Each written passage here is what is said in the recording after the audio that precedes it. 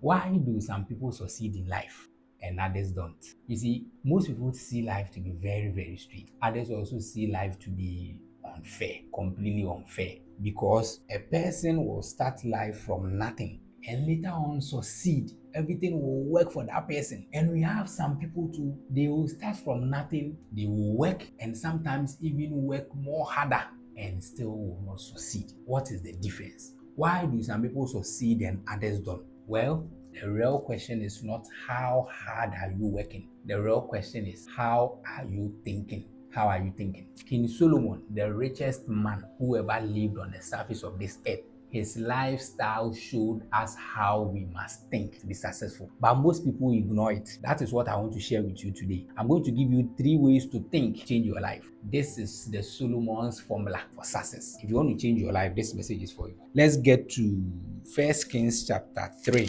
verse 5. 1 Kings chapter 3, verse 5. Listen. At Gibeon, the Lord appeared to Solomon during the night in a dream, and God said, "Ask me whatever you want, I will give it to you." God appeared in Solomon's dream and told him, "Ask me all that you want, I, the Lord, will do for you." Listen to what Solomon said. This response is the kind of thinking Solomon wants us to have if you want to be successful and change our lives. Verse 7. Now, Lord my God, you have made your servant king in place of my father.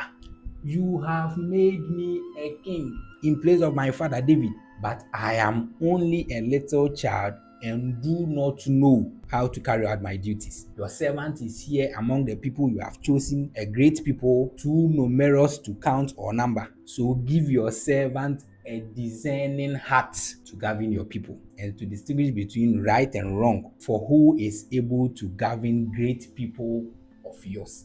In those days, God used to talk to kings through his prophets. Anytime God wanted to talk to Saul, he spoke to Samuel. Then Samuel would go and tell Saul. Anytime God wanted to talk to David, when David was king, he spoke to Nathan, prophet Nathan. Then Nathan will go and meet David and say, "This is what God said." This time, God didn't send a prophet to meet Solomon. He came to Solomon low key. "I have come in your dream. Tell me whatever you want me to do for you, I will do for you." The first thing Solomon did, the first thinking, he said, "Now, Lord my God, you have made your servant king in place of my father." Solomon acknowledged what God has made him. Before he asked for anything, he first recognized what God has made him. That is the first kind of thinking you must have if you want to change your life to be successful. What has God made you? What is it that God has already given you? Before we start the conversation of becoming successful, before we start the conversation of asking God for whatever you want, first question, what has God made you? I told you from my previous videos, when you land on this earth for the first time, there are 3 main questions you must answer. Who are you? What do you have? What do you want? If you don't know what you have, it will be difficult to be successful, because that is what you use as leverage. That is what you will use as leverage. If you want to live your life just like everybody else, they are just going to school to become a nurse and blah, blah, blah, blah, blah. Yes, we have people who are also nurses and they've made it more than the average nurse because they leverage on what they have uniquely. What has God made you? That's the first line of thinking you need, because that is where you get to know your strengths and your advantages. That is what you get to know what you can leverage on to get what you want in life. The second thing he did, listen, verse 8, your servant is here among the people you have chosen, a great people, too numerous to count or number. God is talking to Solomon alone. All of a sudden, Solomon included the people of Israel. Solomon was telling God that you have chosen me from the people. I am part of the people. So if there is any blessing, if there is anything you want to do for me, I want that thing to be done for the people. So he shifted the focus from himself and gave it to the people. The second kind of thinking you must have after acknowledging what God has already made you is to always put people first if you want to be successful. Always shift the focus from you and give it to people. Shift the focus from yourself, me mentality, selfish mentality, everything being about yourself.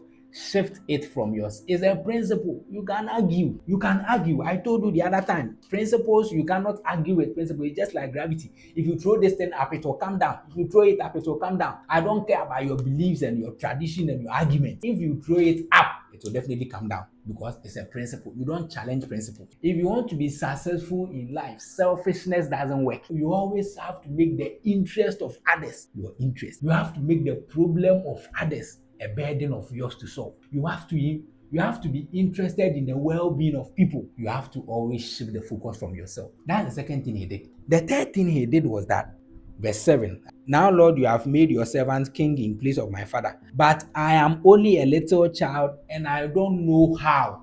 I don't know how. First, you have made me a king, but I don't know how to use the position you have given me to serve the people right. That is why I need the wisdom. That is why I need the wisdom, right? So after acknowledging what he had, what God has already made him. Second, after putting the people first by shifting focus to them. Third, he said, give me wisdom. Why do I need the wisdom? I need the wisdom because I don't know how to serve them with this position you've given me. And immediately he said that. God was very pleased. Since you didn't ask me to give you wealth like most people do, since you didn't ask me to kill all your enemies, even the things you didn't ask me to give you, even money that you didn't ask me to give you, I'm going to give it to you. This is how you become successful. Unfortunately, when you come to our lives today and our church, we are always asking for long life. We are always asking for good health. We are always asking for our enemies to die. We are always asking for this. God is saying these things that we are asking for is not as important as our love